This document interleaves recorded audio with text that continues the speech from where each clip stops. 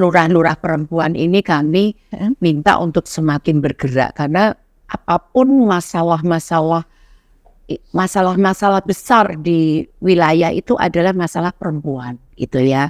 Jadi ada KDRT, ada pernikahan anak itu, tapi sebenarnya simpulnya atau hulunya itu adalah masalah salah satunya ekonomi, Mbak. Nah, sehingga kami mengajak perempuan-perempuan lurah ini ya, Mbak lurah ini untuk bisa menjadikan perempuan ini lebih berdaya. Ya makanya tadi salah satu dengan urban farming gitu ya. Kita nggak perlu kan mamanya beli cabai, beli tomat, ini kan kalau sudah punya ada di pekarangan, kita nggak perlu beli, sehingga bisa mengurangi biaya. Atau syukur-syukur kalau kita rajin bisa berlebih, kita bisa jual gitu ya. Kayak contohnya sayur itu orang bisa beli 10.000 tuh dapat 3 jenis. Nah nanti kan kalau saya Mbak Ocha, ayo bareng-bareng, Mbak Ocha beli 3, saya beli 3 jenis, yang lain kan bisa tuker sharing gitu loh. Iya, sehingga itu kan kita juga mengajarkan untuk belanja itu tidak berlebihan juga Mbak, sebatas kebutuhan kita. Nah sehingga itu adalah bagaimana mengelola pengendalian inflasi. Dan alhamdulillahnya di bulan kemarin ya, minggu lalu itu inflasi Kota Semarang itu 2,98.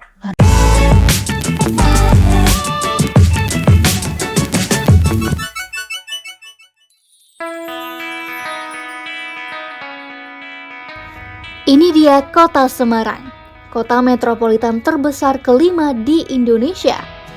Kota Semarang masuk dalam kawasan strategis nasional dan berperan penting sebagai penghubung antar kota-kota besar lainnya seperti Jakarta dan Surabaya.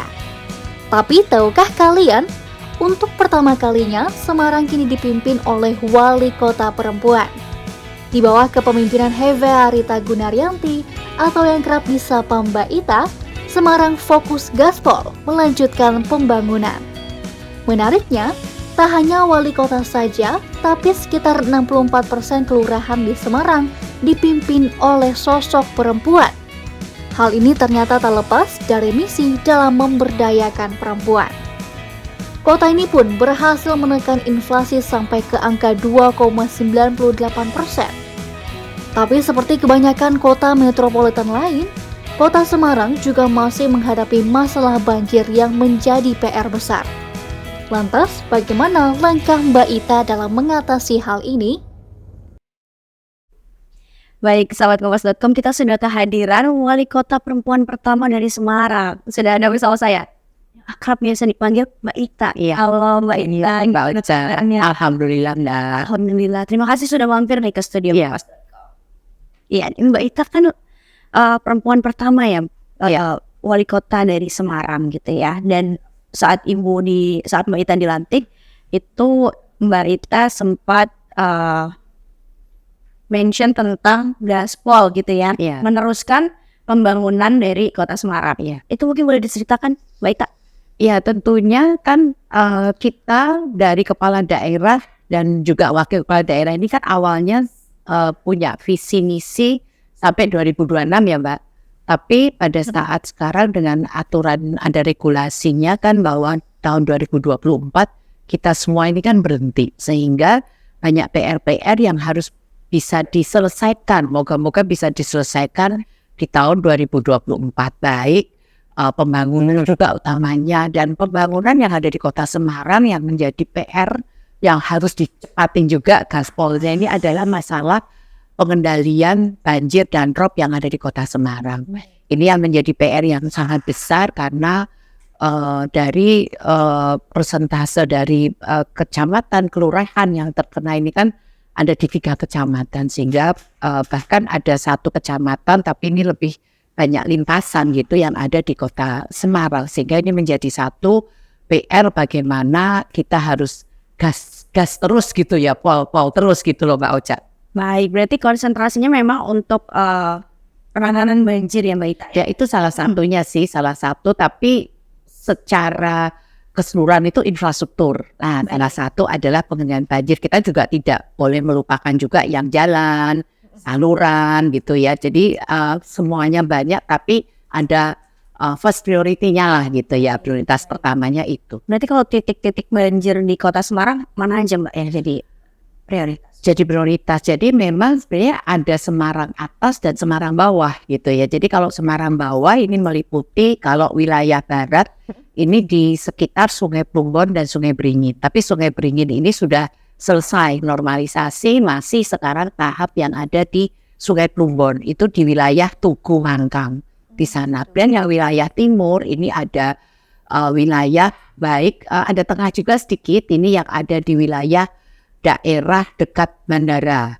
Kemudian yang di sebelah timur ini ada di wilayah di Kecamatan Geno, kemudian Kecamatan Semarang Utara ini yang biasa Tambak Loro Mbak, yang sering rob, itu rob gitu ya.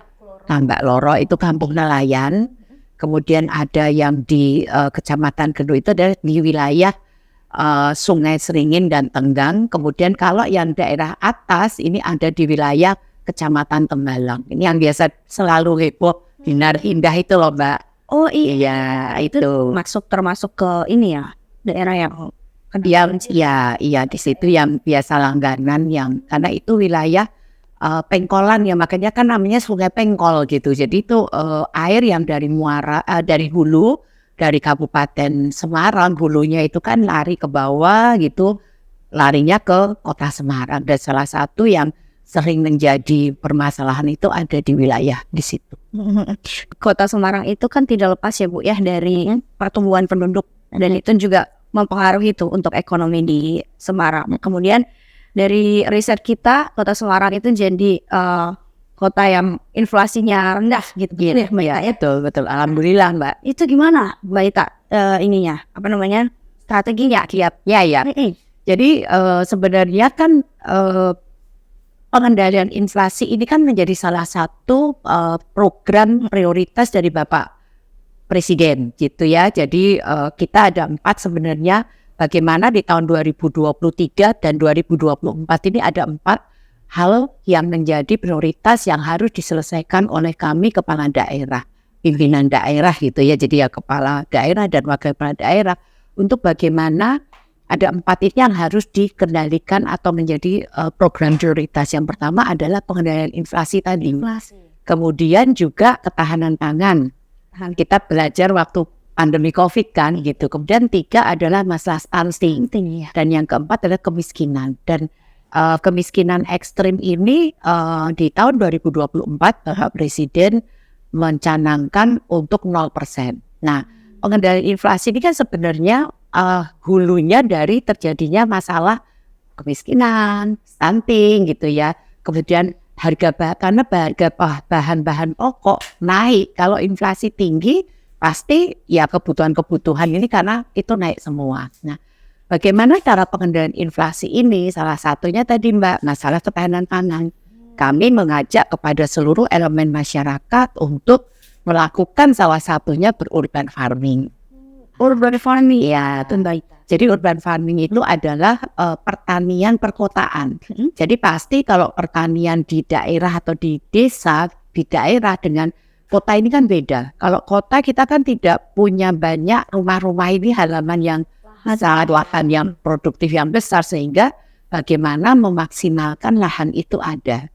Yang ada itu untuk ditanami. Jadi ada cabai, ada tomat, ada mungkin daun seledri, daun bawang gitu. Itu minimal bisa mengurangi kita belanja ke pasar. Betul, pengeluaran. Iya gitu. Dan sebenarnya hal itu hal yang sepele-sepele kan, hanya kok bisa ya penyebab inflasi itu sebenarnya harga apa sih yang menjadi penyebab inflasi?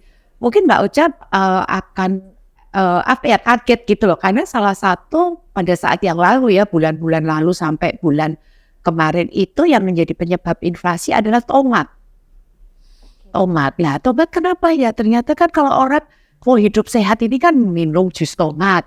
Kemudian kalau kita makan nasi goreng beli di pasti ada air tomatnya. Kita mau bikin sup ada tomatnya. Bikin masakan kayak salad Solo gitu kan juga tetap ada tomat. Nah, itu menjadi salah satu pemacu inflasi. Makanya kami mengajarkan atau mengedukasi kepada masyarakat membentuk kelompok-kelompok wanita tani, kemudian membentuk untuk anak-anak. Jadi di anak-anak di sekolah itu ada program namanya P5. P5 itu proyek penguatan profil pelajar Pancasila. Di mana di sana di sekolah-sekolah itu juga ada urban farming dan sebagainya, sehingga mengajak kalau kita punya namanya tomat, ada cabai itu juga salah satu bagian inflasi ya. Nah, itu kami lakukan terus-menerus sehingga orang belanja kebutuhan itu tuh bisa terpenuhi di rumahnya masing-masing. Kemudian kami juga punya program namanya Pak Rahman. Pak Rahman. Jadi Pak Rahman itu singkatan dari Pasar Pangan Rakyat Murah dan Aman. Di mana di Pak Rahman itu kami mengkolaborasi, mempertemukan pelaku-pelaku usaha. Jadi salah satunya adalah mengumpulkan BUMN yang penghasil pangan, pengelola pangan, kemudian pelaku-pelaku petani yang berusaha di sayuran dan sebagainya. Itu harganya murah, Mbak. Masih lebih murah dibanding harga pasaran. Jadi kayak contohnya sayur itu orang bisa beli 10.000 tuh dapat 3 jenis. Nah nanti kan kalau saya, Mbak Uca, yuk bareng-bareng. Mbak Uca beli 3, saya beli 3 jenis, yang lain kan bisa tuker sharing gitu loh. Iya, sehingga itu kan kita juga mengajarkan untuk belanja itu tidak berlebihan juga, Mbak, sebatas kebutuhan kita. Nah sehingga itu adalah bagaimana mengelola pengendalian inflasi, dan alhamdulillahnya di bulan kemarin ya, minggu lalu itu inflasi Kota Semarang itu 2,98. Luar biasa. Di bawah target nasional 3%. Luar biasa. Itu tadi kiat-kiat ya inflasi. Kita masih ngobrolin agrowisata. Ibu kan sangat mendorong agrowisata ya. Itu gimana Mbak Ita untuk melon? Kalau nggak salah di Kota Semarang itu Ibu mengajak Mbak Ita mengajak masyarakat untuk lomba menanam melon. Ya. Kenapa melon?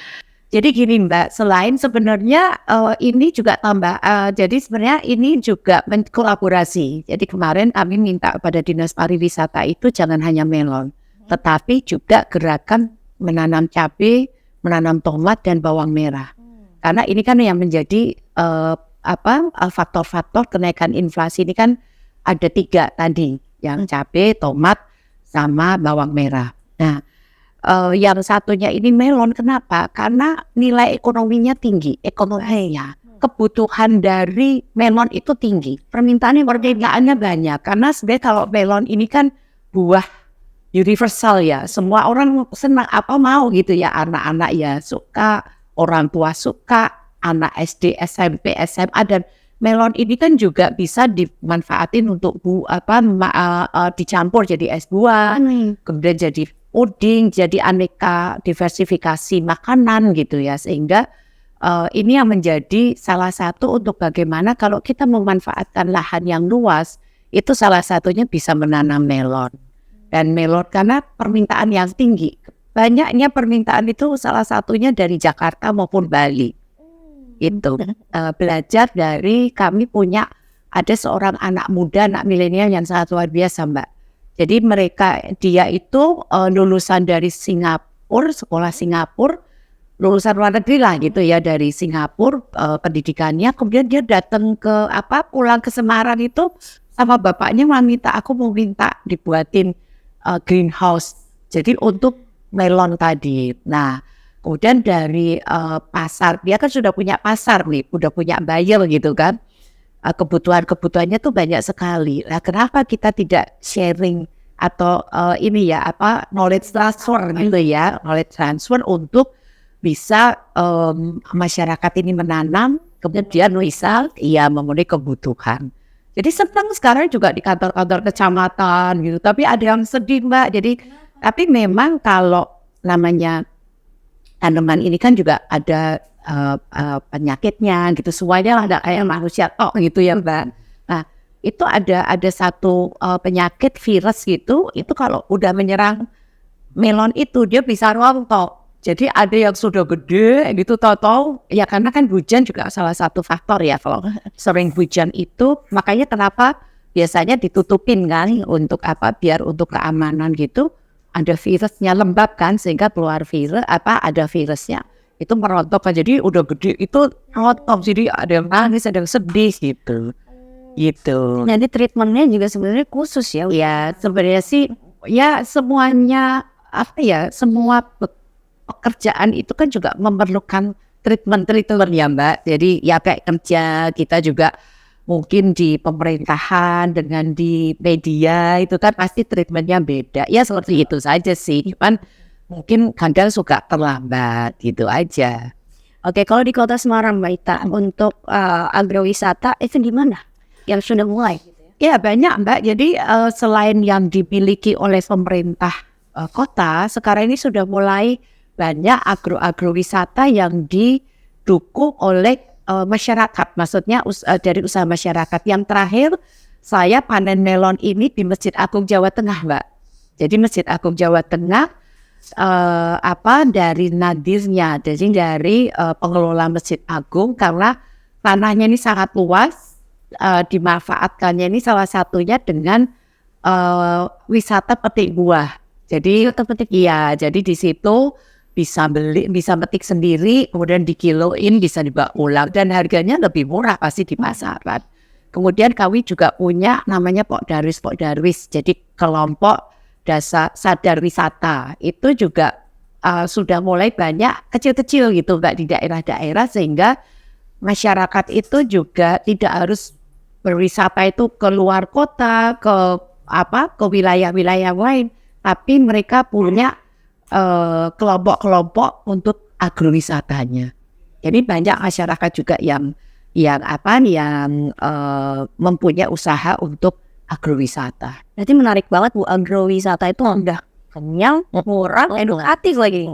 Jadi memang Harus ke sana kayaknya nih. Pas loh Mbak, kalau Mbak Oja ke sana ini kan ada satu kelompok tani barokah namanya. Dia satu kelompok tani yang sudah maju, sudah sukses.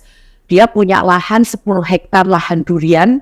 Jadi kayaknya sekitar November udah mulai panen perdana. Kemudian dia juga punya rumah makan dan pemancingan ikan di situ. Jadi namanya kelompok tani barokah. Itu minggu-minggu ini panen anggur Mbak. Nah kalau memang mau ke sana Mbak Oca, ada panen anggur yang sudah siap untuk dipanen. November ya? Enggak, kalau yang anggur di minggu ini, kalau dirian yang November. Oke, berarti buat sahabat kompas.com nih diajak ya. Iya. Untuk agrowisata nih Kota Semarang. Banyak Mbak. Dan 2 minggu ini. Iya, minggu ini, iya. Tarik dan ramai ya, Mbak Ita ya. Oke, kalau nggak salah untuk kegiatan menanam, farming urban dan segala macam itu kan juga digerakkan oleh TPPKK ya. Iya. Menariknya sahabat kompas.com, setelah TPPKK ini suami Mbak Ita. Iya. Dan itu bapak-bapak. Iya. Lain dari yang lain. Iya. Dan begitu kita coba riset memang ternyata aktif sekali Bapak. Itu gimana Mbak Ita kalau di rumah ngobrol strategi untuk TPPKK? Iya. Gimana?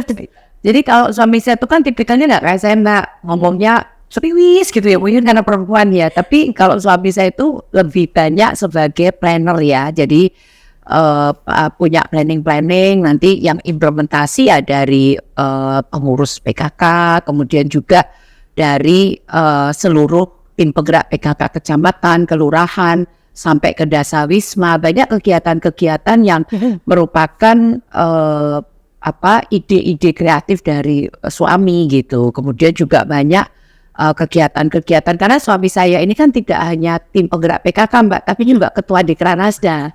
Jadi yang ngurusin selain lomba-lomba, kegiatan 10 pokok PKK gitu, tapi juga fashion show gitu kan. Ini nanti tanggal 9-10 itu ada fashion istilahnya trend fashion.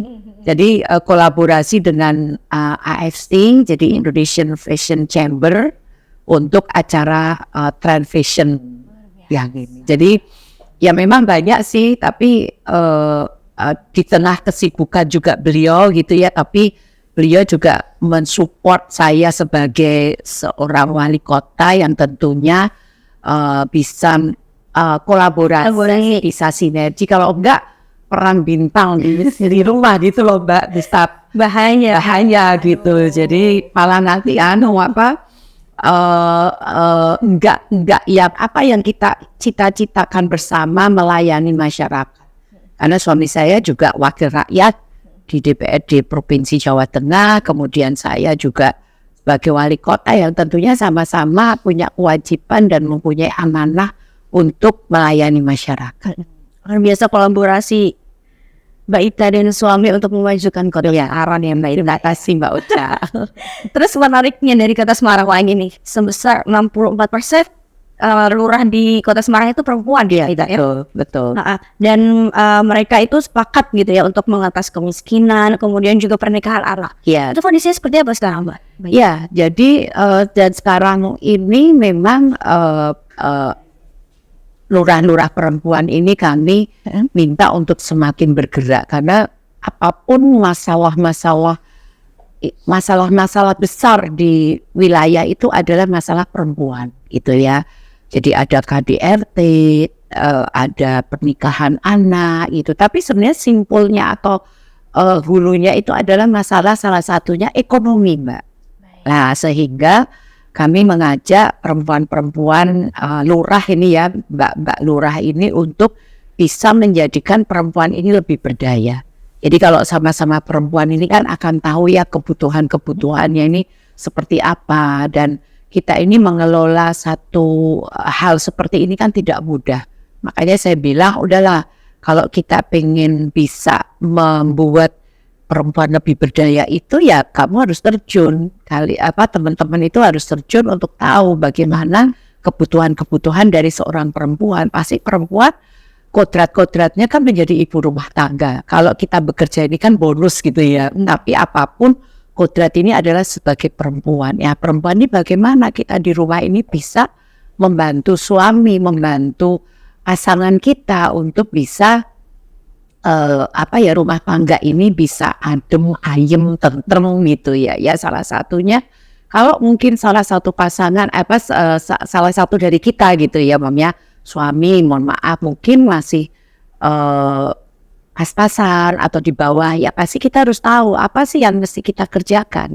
Ya makanya tadi salah satu dengan berurban farming gitu ya. Kita nggak perlu kan beli cabai, beli tomat, ini kan kalau sudah punya ada di pekarangan kita nggak perlu beli, sehingga bisa mengurangi biaya. Atau syukur-syukur kalau kita rajin bisa berlebih, kita bisa jual gitu ya. Kalaupun suami kita mungkin sudah cukup membiayai rumah tangga, ya kita bisa beli apa-apa sendiri. Sehingga muara-muaranya itu Mbak, adanya KDRT, adanya perkawinan anak dan sebagainya, ini adalah dari faktor ekonomi kemiskinan. Sehingga kalau bagaimana kita pengentasan kemiskinan, bagaimana membuat perempuan lebih berdaya, sehingga pastinya anak akan terlindungi. Sama lah kalau di Kementerian Pemberdayaan Perempuan kan seperti itu. Jadi perempuan kita bisa lebih berdaya, anak-anak juga terlindungi. Karena kalau kita ini lebih berdaya, pasti kita juga akan fight di dalam rumah tangga kita gitu kan. Jadi nggak akan terjadi, mohon maaf, KDRT, tidak akan terjadi KDRT baik kepada perempuan atau kepada anaknya gitu. Karena contoh Mbak, stunting itu ada loh Mbak, bukan karena ekonomi. Ini sebagai contoh gitu ya. Tapi ada anak yang karena di KDRT sama bapaknya, bukan ibunya loh Mbak.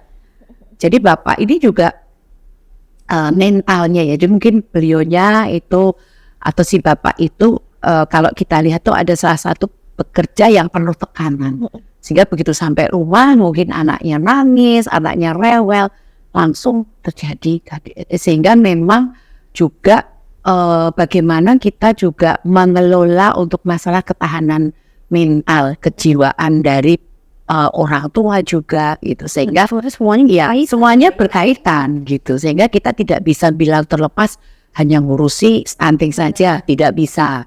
Hanya mengurusi kemiskinan saja tidak bisa. Hanya mengurusi masalah inflasi itu tidak bisa. Semuanya berkaitan.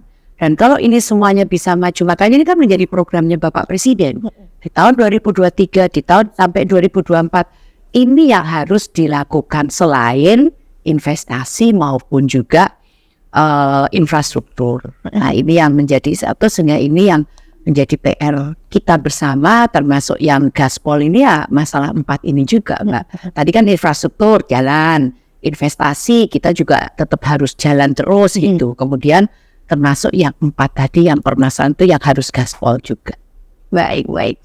Ternyata sebelum Mbak Ita menghimbau para lurah untuk terjun, kalau kita lihat nih dari media sosial Mbak Ita tuh aktif banget sapa warga ya. Iya, sapa Mbak Ita. Bersukar, sapa Mbak Ita namanya. Itu biasanya apa Mbak Ita yang temukan gitu ya dari keluhan masyarakat?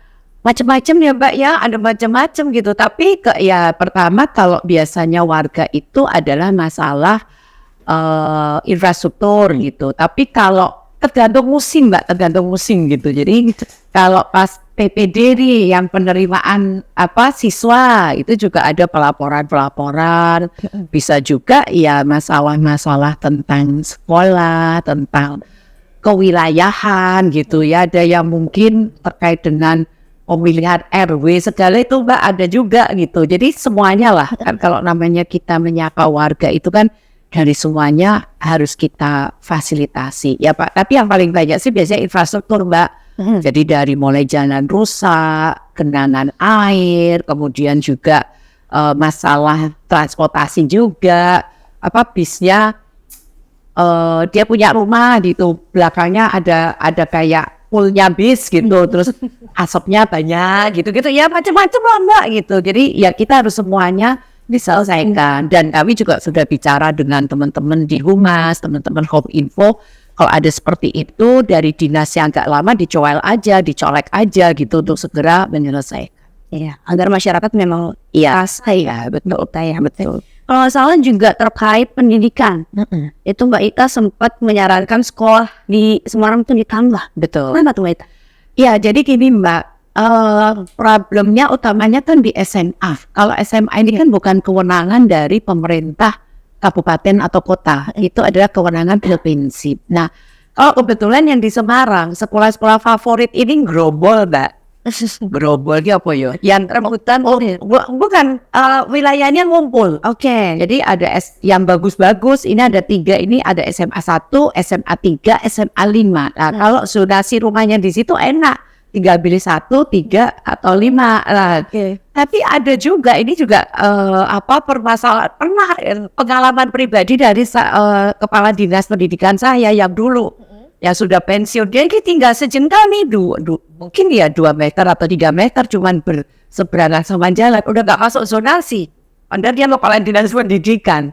Jadi ya putranya gak bisa masuk ke situ gitu. Jadi ini sebenarnya problem yang mungkin semuanya juga problemnya kepala daerah yang lain. Kalau setiap kali penerimaan anak sekolah baru pusing semua kita gitu kan, rebutan, dan kemudian juga komplain ini kan ada yang nggak pas. Tapi kan kita nggak bisa bicara bahwa itu bukan kewenangan saya. Yang pasti kita harus bisa berkomunikasi dengan dinas pendidikan di provinsi lah. Tapi kami melihat itu juga tidak menyelesaikan masalah Mbak, karena ya sekolahnya kan nggak mungkin pindah, ada di situ semua gitu, kecuali kalau regulasinya diganti gitu ya, atau regulasinya diganti zonasinya atau segala macam. Tapi kita juga tidak mau berpikir hanya berhenti di situ, sehingga memang masih diperlukan di beberapa titik ini yang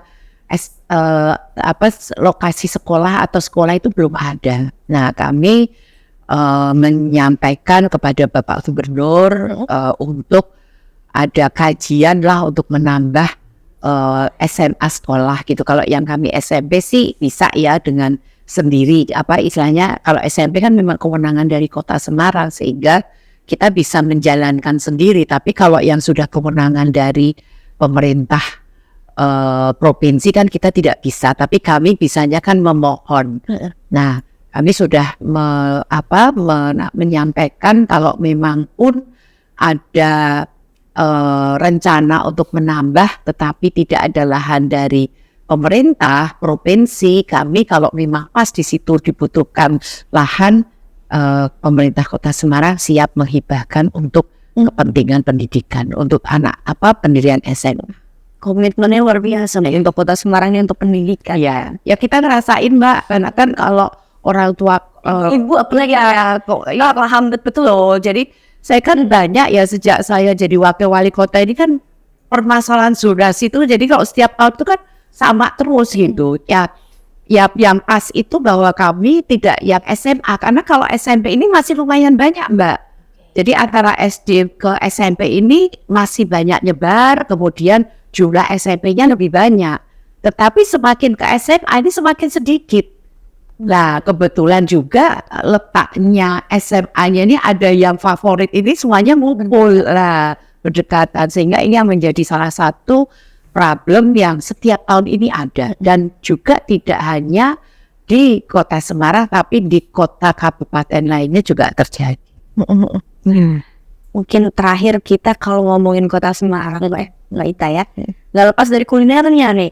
Ada lumpia, ada macam-macam lagi. Tahu pong, tahu petis. Tahu petis itu dari Kota Semarang gitu ya, biasa. Nah, Mbak Ita sendiri nih kalau lagi penat kerja gitu, ada nggak sih warung favorit atau makanan favorit nih yang Mbak Ita sarankan untuk teman-teman Kompas.com coba? Ya, sebenarnya banyak ya Mbak, ya tergantung perhatian masuk jam apa gitu ya. Jadi bisa saja nanti kalau siang hari, kalau pagi hari itu soto di Kota Semarang ini nggak ada yang sama. Jadi mau ada soto Selan, soto Pak Man, soto Pak Toh, soto Pak Wito gitu ya. Kemudian soto Bokoran, soto Neon, udah pokoknya macam-macam itu berbeda semua, baik dari penyajian komposisinya maupun juga lauk-lauknya. Dan juga ada gudeg ya, gudeg Abimanyu gitu kan pagi. Udah dicemil nih. Ya kalau siang lebih banyak lagi. Apa aja tuh Mbak Ita? Siang itu ada mie kopio. Ya, PLN itu kan. Kemudian ada es panakuknya. Kemudian ada pecel. Iya, kemudian ada, kalau ini bisa siang bisa malam, ayam Pak Supar. Tapi ini nggak endorse ya. ini udah di skill nih. Kesukaan Mbak Ita yang harus dicoba ya. Kira-kira ya emang unggulan ya. Malam, ya kalau malam kan ada pecel-pecel juga yang Simpang 5. Saya Simpang 5 kan banyak juga. Kemudian tahu campur ya, tahu campur. Kemudian pasti juga Mbak Ocha pernah nggak ke gudeg Butung? Belum. Aduh, kesana nih lucu ya, betul. Oke, habis ini kita masukin nih list nih ke semua. Iya, dan banyak lagi juga. Kalau sekarang ini ada yang lagi hit juga, itu kampung Jawi. Jadi itu makanannya ini ada khas-khas Jawa. Kemudian kalau kita mau makan itu pakainya ini kayak koin. Jadi istilahnya pakai kayak kayu gitu Mbak, koin kayak kayu gitu. Jadi kalau kita beli di sana itu kita nukerin duit dulu, uang dulu tunai, uang biasa, kayak mau itu ya, kayu itu. Nanti di menu makanannya kelihatan. Jadi mamanya es teh gitu, dua koin. Jadi kita ambil banget, kita kalau nggak salah itu satunya itu 3.000. Jadi kalau mamanya kita 30.000 kan. Jadi mamanya es teh ada 2, berarti kita ngambil dari kita 10 ini 10 kopek gitu ya, terus 2. Dan ini ada pecel, ini berapa. Jadi itu makanan khas-khas. Tapi sekarang udah ditambahin yang makanan kekinian. Karena kan anak-anak muda pasti ada adaptasi ya. Jadi biar ada kombinasi gitu. Nah, kayaknya seperti itu. Sehingga itu juga salah satu hit karena ada di Semarang Atas. Iya, kenapa hits? Karena konsepnya unik sih. Ya, dan pinggirnya sungai gitu. Jadi pengen coba murah juga. Soal untuk anak-anak muda nih. Iya. Ternyata kita sudah di akhir nih, udah di ujung acara Mbak Ita, dan semoga Kota Semarang semakin maju. Terima kasih Mbak Ocha. Saya sudah sama Mbak. Studio Kompas. Ya, saya tunggu di Semarang ya Mbak. Baik. Nah, di sana nggak bisa sehari. Oke, ada berapa hari nih? Minimal 3 hari. Siap. Iya, Ditunggu ya. Ya, terima kasih Mbak Ocha. Terima kasih sahabat Kompas.com sudah menyaksikan Nusaraya kali ini. Ditunggu Nusaraya selanjutnya. Salam Nusaraya, selamat menikah Indonesia Raya. Saya Monika Rosa pamit undur diri. Sampai jumpa.